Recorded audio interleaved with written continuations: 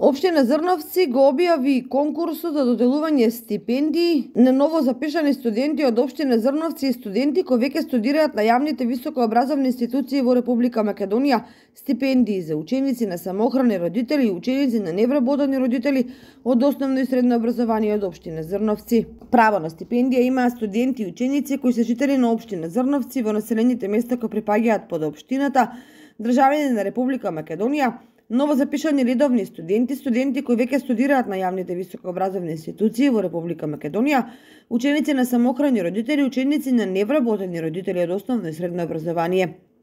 и ученици кои што не се корисници на стипендија или кредит од други институции или компании. За доделување на стипендијата на ново запишаните студенти и ученици кои веќе студираат на јавните високообразовни институции во Република Македонија